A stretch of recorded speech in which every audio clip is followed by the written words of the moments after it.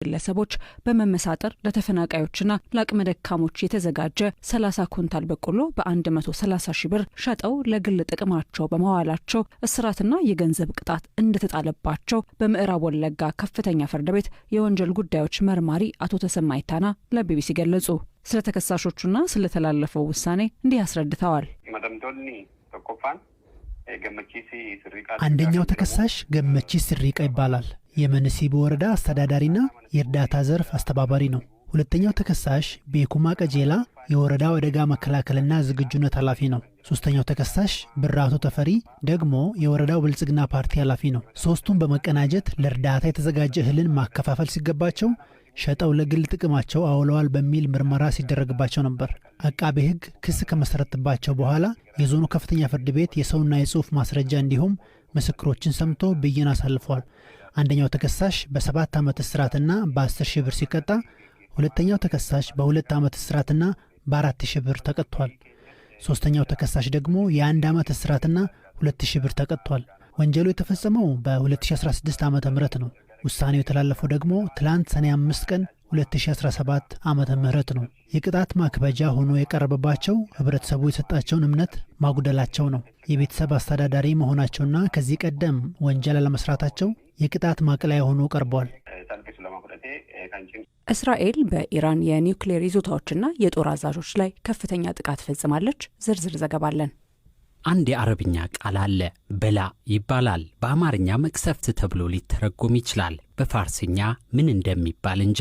ኢራኖች ላይ ትላንት ማታ የወረደባቸው በላ ነው። የአሜሪካ ማዕቀብ ያኮሰመናቸው ኢራናውያን በትራምፕ ድርድር ተስፋ ነበራቸው፣ ከመንፈሳዊ መሪ አያቶላህ ሆሚኒ በስተቀር። ከጠላት ሀገር አሜሪካ ጋር ኦማንና ሮም እየተመላለሱ 4 ዙር ተደራድረዋል። የኢራን ውጭ ጉዳይ ሚኒስትር አባስ አራግቺ ከሁሉም ድርድሮች በኋላ ፊታቸው ይፈካ ነበር፣ በተስፋ በግማሽ ተስፋ።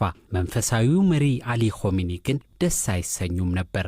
አሜሪካ ዋሾ ናት ይሉ ነበር ደጋግሞ። ለነገሩ እርሳቸው ዘወትር ጁምዓ ጸሎት የሚያሳርጉት አሜሪካንን ረግመው ነው፣ ሞት ለአሜሪካ ብለው። የቴህራን ሕዝብ ሁለተኛው ብሔራዊ መዝሙሩም ይኸው ነው፣ ሞት ለአሜሪካ።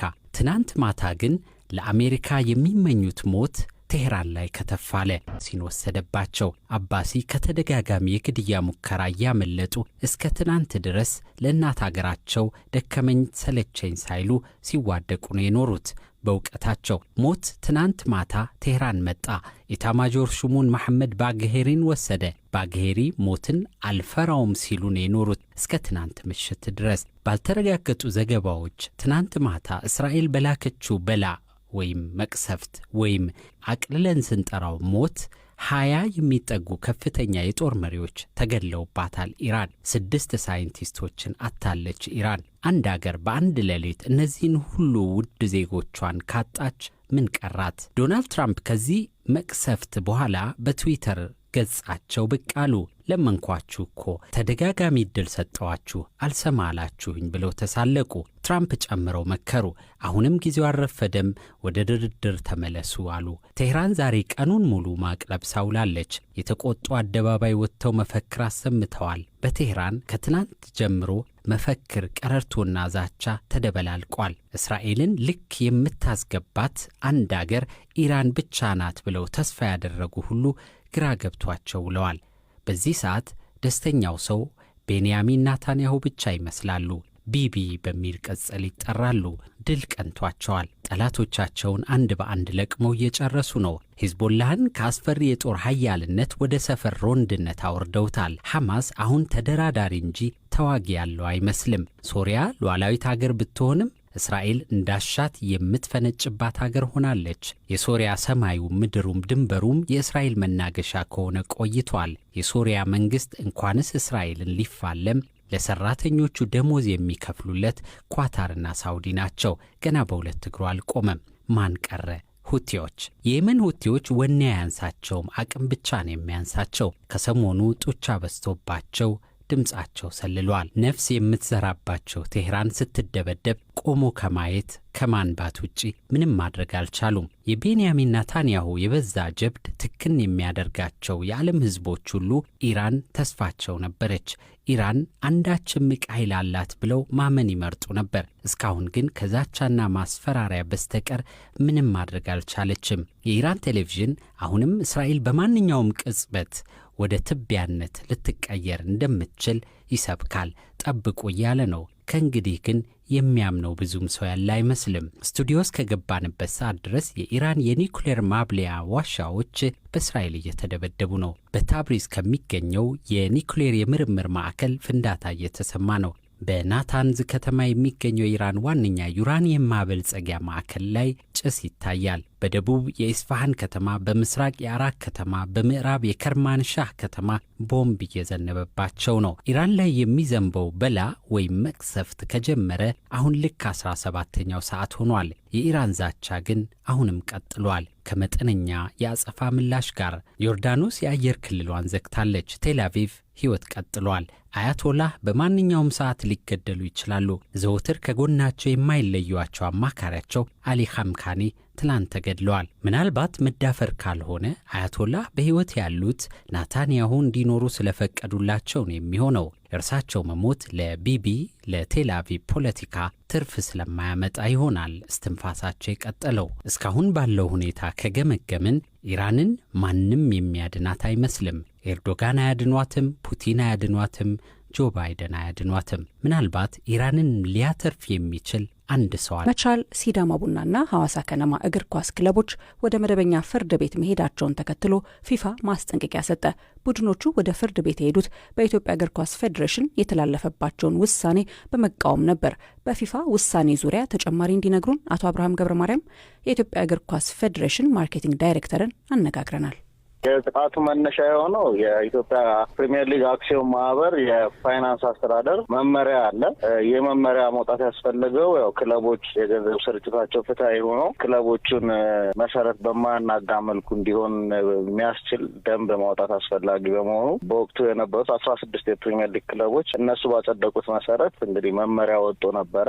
በዚህ መመሪያ ላይም እንደተቀመጠው ለ2017 የውድድር ዘመን ክለቦች በምን አይነት የፋይናንስ አካሄድ ይሄዳሉ የሚለው በግልጽ ተቀምጧል። ከነዚህ መካከል 57 ሚሊዮን ጥቅል የተጫዋቾች እንዲሁም የአሰልጣኞች አጠቃላይ የክለብ ባለሙያዎች ደሞዝ ከ57 ሚሊዮን ብር በላይ መብለጥ እንደሌለበት ተቀምጧል። ከዚህ በተጨማሪ ቅድሚያ ክፍያ ለተጫዋቾች መክፈል እንደማይቻል ተቀምጧል። ማለትም ተጫዋቾች ያው በወር ምን ያህል ክፍያ እንደሚከፈላቸው ከክለቦቹ ጋር ተስማምተው የኢትዮጵያ እግር ኳስ ፌዴሬሽን ቀርበው በህጋዊ ውል ነው የሚዋዋሉት። ስለዚህ ያ ወርሃዊ ደሞዛቸው በየወሩ ነው ለተጫዋቾች መከፈል ያለበት። በአንድ ጊዜ በአመቱ መጨረሻ ወይም በአመቱ መጀመሪያ እንደ አድቫንስ ፔመንት ሊከፈላቸው አይገባም የሚል መመሪያ አለ። ለዝውውርም ጭምር ነው። አብራም እሺ፣ ዝውውርና የተጫዋቾች ኮንትራት ደሞዝ ይለያያል።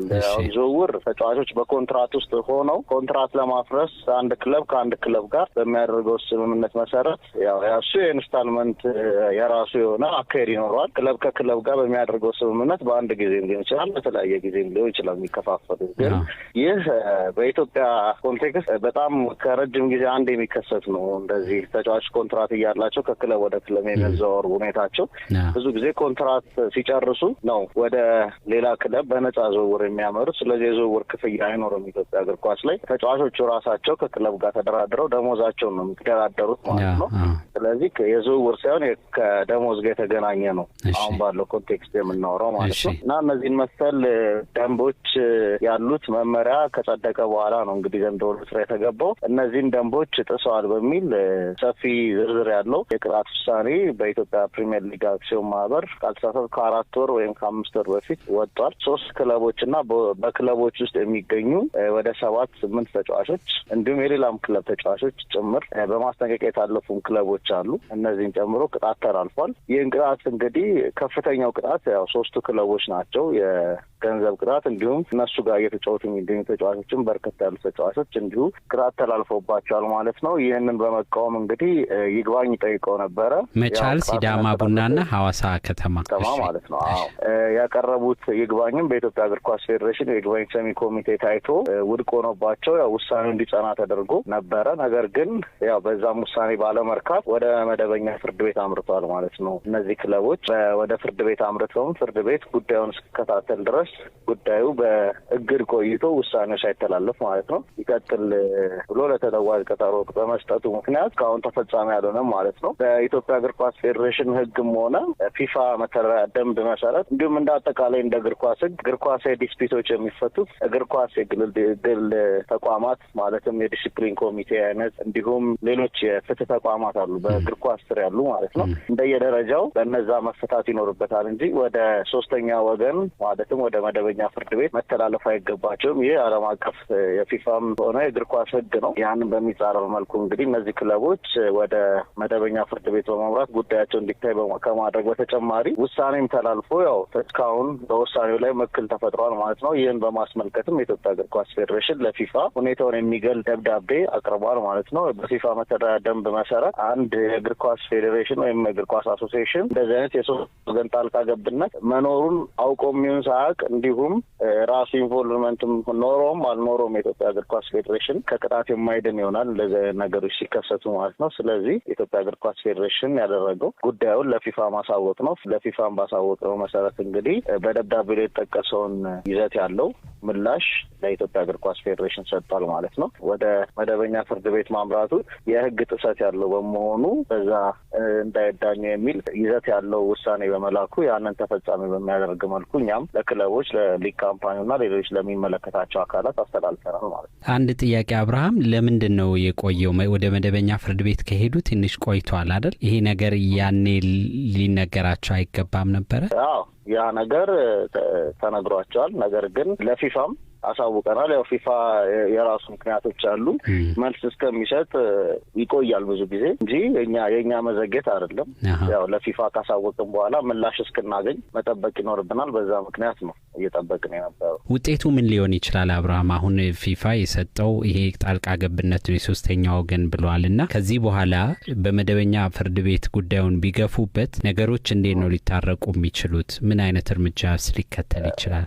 አሁን ባለው ሁኔታ ያው እዛ ላይ እንደጠቀስ ነው ተፈጻሚ ማድረግ ይኖርባቸዋል ያለውን ቅጣት ውሳኔ። ያ በዛ ካልረኩ ደግሞ ክለቦቹ ወደ ሌሎች የስፖርት ግልግል ፍርድ ቤት እስከ ዓለም አቀፉ የስፖርት ግልግል ፍርድ ቤት ድረስ የመድረስ መብት አላቸው። ለካስም ሆነ ለሌሎች የግልግል ፍርድ ቤቶች በምን ያህል የጊዜ ገደብ መቅረብ ይኖርባቸዋል የሚሉት እንዳሉ ሆነው ወደዛ የማምራት መብት አላቸው ክለቦቹ። ከዛ በተጨማሪ ደግሞ የኢትዮጵያ እግር ኳስ ፌዴሬሽን ጉዳዩን ተከታትሎ የማስፈጸም ግዴታ አለበት። ምክንያቱም በአባልነት የሚተዳደርበት የፊፋ ደንብ ስለሚያዘው፣ እንዲሁም አሁን ያለው ፌዴሬሽን የሚከተለው የራሱ የሆነ የመተዳደሪያ ደንብ ያለው በመሆኑ መተዳደሪያ ደንቡን የማስከበር ሙሉ ስልጣን ያለው በመሆኑ ያን ወደ ማስከበር ያመራል ማለት ነው። ቀነ ገደብ የተቀመጣል። ሾሙባቸው የተመረጡ ሀገረ ስብከቶችም ምዕራብ ሐረርጌ፣ ወለጋ፣ ሆሮ ጉድሩ፣ ምዕራብ ወለጋ፣ ቄለም ወለጋ፣ ሻሸመኔ፣ ድሬዳዋ፣ ጌዲዮና ዳውሮ አካባቢዎች መሆናቸውንም ከቤተ ክርስቲያኗ የወጣው መረጃ ያመለክታል። አስመራጭ ኮሚቴ በሚል የተመረጡት ደግሞ አቡነ ሳዊሮስ፣ አቡነ ማርቆስ፣ አቡነ ሄኖክ፣ አቡነ ኤርሚያስ፣ አቡነ ናትናኤል፣ አቡነ ህርያቆስና አቡነ ሩፋኤል መሆናቸውን ታውቋል። የአስመራጭ ኮሚቴ በሚል የተሰየመው ቡድን ደግሞ ከቤተ ክርስቲያን ይልቅ የመንግስትን ፍላጎት ለማስከበር ሲረባረብ የነበረው ቡድን ዋነኛ አካል መሆኑንም የኢትዮ 360 የቤተ ክርስቲያኗ ምንጮች ሳይጠቁሙ አላለፉም። ይሄ ቡድን ጥናት አድርጎ በሰኔ መጨረሻ ያቀርበዋል የተባለው ውጤትም ከወዲሁ ከባድ ጥርጣሬን ፈጥሯል ሲሉ ምንጮቹ ገልጸዋል። ምንጮቻችን አክለው እንደገለጹት በኦህዴድ ቀጥተኛ ትዕዛዝ ሲኖዶሱ በአማራ ክልል የትኛውም ችግር ያለበት ቦታም ቢሆን እንዳትሾሙ ሲል የሰጠውን ትዕዛዝ ማስከበር መቻሉ መጪው ጊዜ ለቤተ ክርስቲያኗ አሳሳቢ እንደሆነ አመላካች ነው።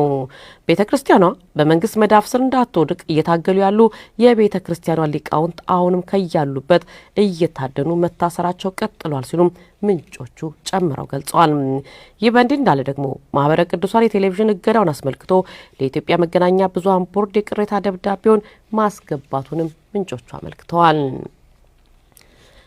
ይህ በእንዲህ እንዳለ የሀገሬ ቴሌቪዥን ስራ አስኪያጅ ዲያቆንና መምህር ብርሃኑ አድማሴ ከታፈኑበት ሲለቀቁ ጋዜጠኛ ተመስገን ደሳለኝ ደግሞ ስትፈለግ ትመጣለህ በሚል ወደ ቤቱ እንዲመለስ መደረጉን የኢትዮ 360 ምንጮች ገልጸዋል። አሁን ላይ የወዲዱ አገዛዝ ዋነኛ ትኩረቱን በመገናኛ ብዙሃን ላይ አድርጓል የሚሉት ምንጮቹ አሁንም የመገናኛ ብዙሃን ኃላፊዎችን አፍኖ በመውሰድና በማስፈራራት ላይ መሆኑንም ሳይጠቁሙ አላለፉም። ከዚህ እስር ጋር ተያይዞም ዛሬም የአሻምና የባላገሩ ሚዲያ ስራ አስኪያጆች በዚሁ አፋኝ ቡድን ጥያቄ ትፈለጋላችሁ በሚል ከተወሰዱ በኋላ መምህርና ዲያቆን ብርሃኑ አድማሱ ከታፈኑበት ሲለቀቁ የአሻም ሚዲያ ስራ አስኪያጅ እስካሁን ያሉበት ሁኔታ አለመታወቁንም ተናግረዋል። ይሄ ዜና እየተጠናቀረ ባለበት ሰዓትም የነገረ መለኮት ምሩቃን ማህበር ሰብሳቢና የሀገር አቀፍ የቤተ ክርስቲያን ወቅታዊ ጉዳይ አስተባባሪ አብይ ኮሚቴ ዋና ሰብሳቢ የሆኑት ቀሲስ አክሊል ዳምጠው በዚሁ ቡድን መታፈናቸውን ገልጸዋል። ቀሲስ አክሊል የፖሊስ አካላት ነን በሚሉ ሰዎች የታፈኑት ከነ ተሽከርካሪያቸው መሆናቸውና እስካሁን የተወሰዱበት ቦታ አለመታወቁንም ነው ምንጮቹ ያመለከቱት።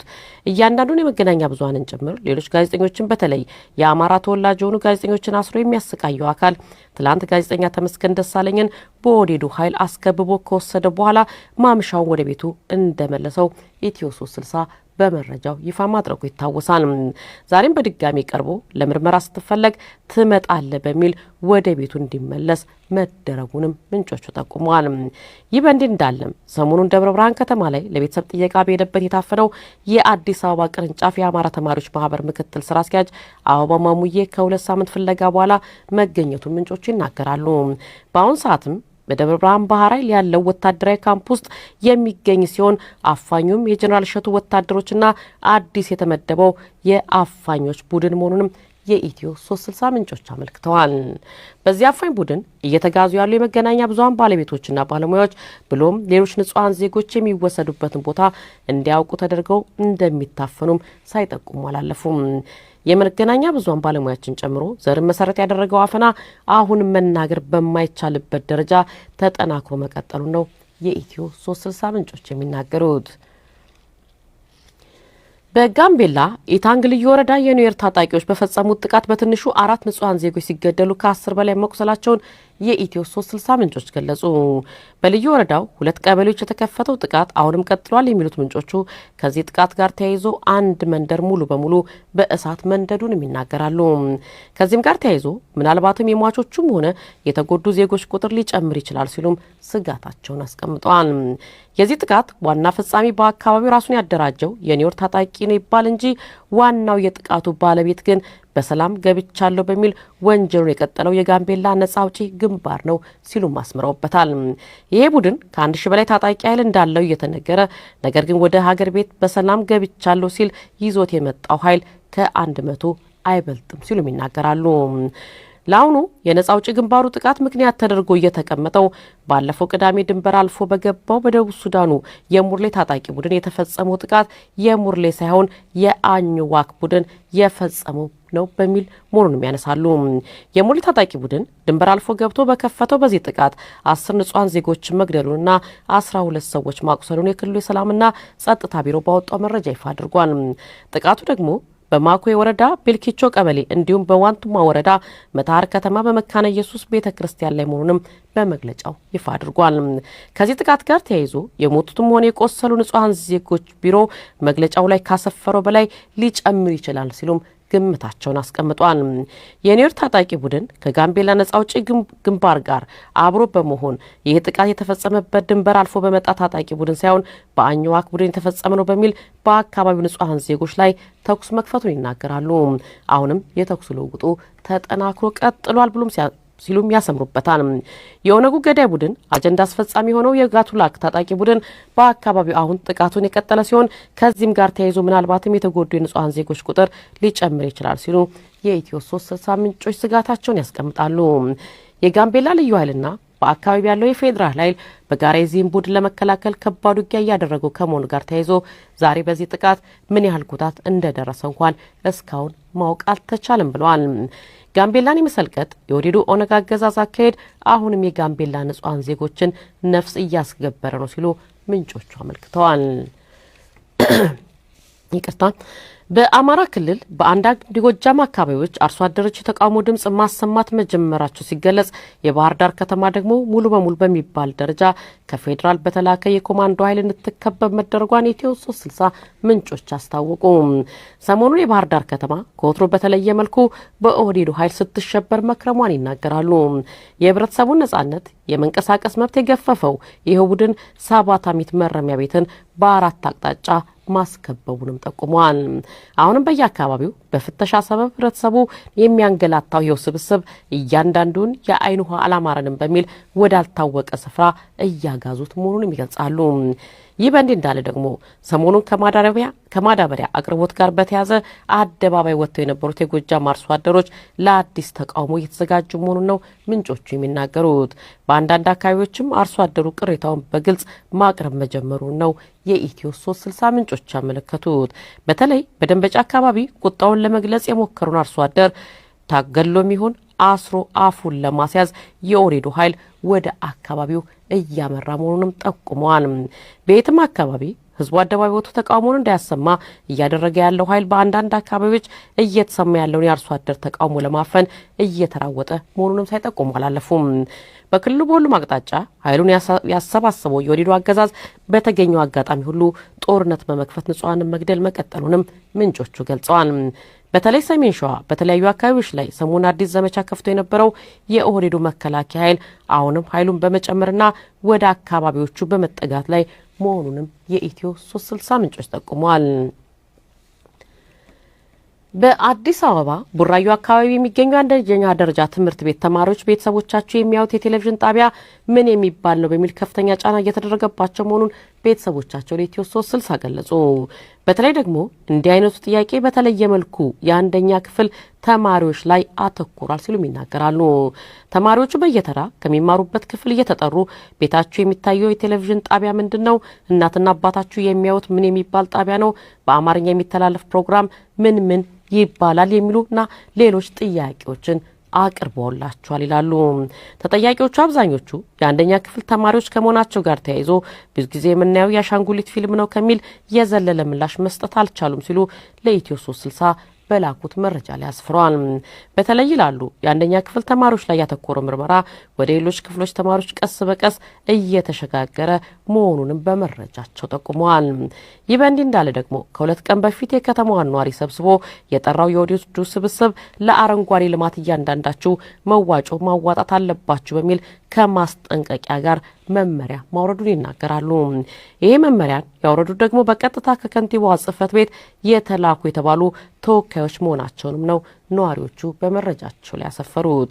በስብሰባው ላይ አቅማችሁ በፈቀደው መጠን ነው የምታዋጡት የሚል ነገር ቢነገርም ከስብሰባው በኋላ ግን በየሱቁና በየቤቱ ሲዞር የነበረው አካል በእያንዳንዱ ላይ ተመኑን እራሱ ያስቀመጠን ይላሉ። በዚህ ተመን መሰረትም የአንድ ተለቅ ያለ ሱቅ ባለቤት 3500 ብር እንዲከፍል ሲተመንለት ዝቅተኛው ደግሞ 500 ብር እንዲሆን ተወስኖበታል ይላሉ። ለነዋሪው የሚታደለው ወረቀት ላይ ብሩ የሚገባበት ባንክ ቁጥር መስፈሩንም ነዋሪዎቹ በመረጃቸው ላይ አመልክተዋል። ለነዋሪው የታደለው ወረቀት ግን ምንም አይነት ማህተም የሌለው መሆኑን ግን ሳይጠቁሙ አላለፉም። የወረቀት እንዲታደል እየተደረገ ያለው ደግሞ በአካባቢ ባሉ የጎጥ አመራሮች አማካኝነት መሆኑንም ነዋሪዎቹ ይናገራሉ። ይህንን መመሪያ እያወረደ ያለው አካል አመሻሽ ላይ ድንገት የያዙ ወጣትም ካለ ስልክ በመመርመርና በማፈን